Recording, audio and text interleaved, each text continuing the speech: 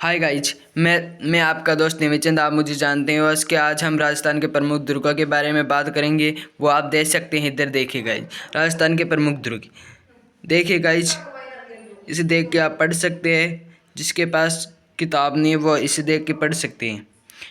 हम पढ़ के भी देखेंगे गाइज। राजस्थान में शायद ही कोई जनपद या अंचल ऐसा हो जहाँ कोई छोटा या बड़ा दुर्ग गढ़ या गढ़ी न हो। राजस्थान में दुर्ग निर्माण की परंपरा बहुत प्राचीन काल से चली आ रही है। राजस्थान के राजा व सामंतों ने अपने निवास सुरक्षा, सामरिक संग्रहण व आक्रमण के समय अपनी प्रजा सुरक्षित रखने, पशुधन और संपत्ति को बचाने के लिए दुर्ग बनवाए थे। राजस्थान के दुर्गों की विशेषता है अधिकांश दुर्ग राजमार्गों, प्रमुख मार्गों पर बने हैं। ऊंची एवं दुर्गम पहाड़ियों से निर्मित छोटे एवं चौड़े प्रकोष्ठ मजबूत हैं। चौड़े प्रकोष्ठ से सुरक्षित, सुदृढ़, प्राचीन है, कई मील के क्षेत्र में विस्तृत है। सुरक्षा के लिए अनेक प्रवेश द्वार बनाए गए, सामूहिक जोहर के स्थान बने हुए हैं। जलाशय, बावड़ी और टांकों के निर्माण में किया गया है। जलाशय, बावड़ी और टांकों के निर्माण किया गया है। किले में सैनिकों के अवैध शिलाएं, खाने, शास्त्रागार बने हुए हैं। 13वीं शताब्दी के बाद दुर्ग बनाने की परंपरा में एक नया परिवर्तन दिखाई देता है।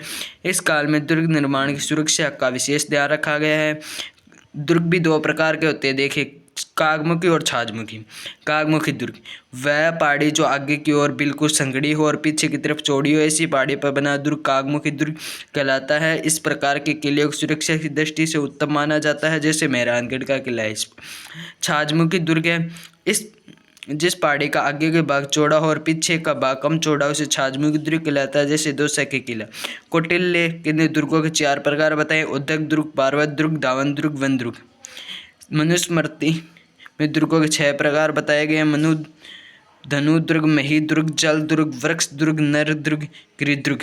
शुक्र नीति के अनुसार राज्य के 7 अंग माने जाते हैं, जिनमें दुर्ग भी एक है। शुक्र नीति ने 9 दुर्गों के प्रकार बताए हैं: वन दुर्ग, धवन दुर्ग, जल दुर्ग, गिरि दुर्ग, साई दुर्ग, एरण दुर्ग, पारिक दुर्ग, सैन्य दुर्ग। इनमें से सैन्य दुर्ग को सभी में सर्वश्रेष्ठ बताया गया है।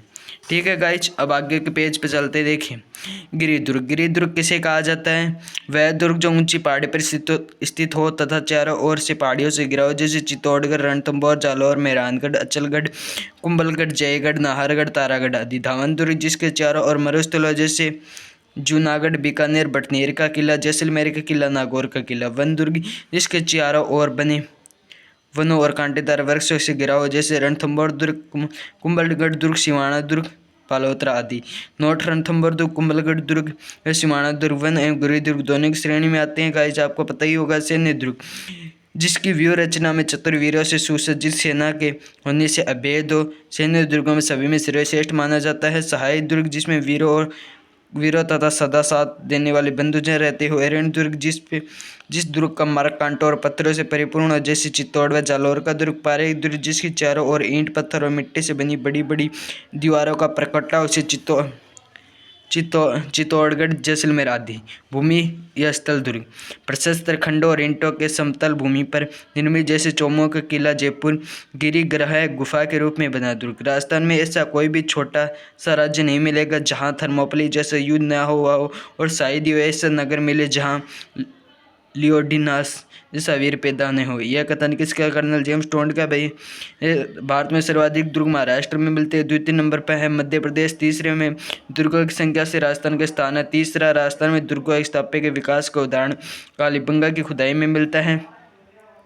उदयपुर संभाग के किलों में देखिएगा, चित्तौड़गढ़ किले के संभाग है। भाई, चित्तौड़गढ़ किले के उपनाम राजस्थान का गौरव, त्रिकुटगढ़, चित्रकूट राजस्थान का दक्षिणी पूर्वी प्रवेश द्वार, दुर्गाधिराज। राजस्थान के किले का सिमचौर इसके प्रचलित उक्ति है: गढ़ तो गढ़ चित्तौड़, बाकी सब गढ़। यह मालवा का प्रवेश द्वार कहलाता है। हिंदू देवी देवताओं का जैबगढ़ कहलाता है। इसे वीरों का तीर्थ भी कहा जाता है।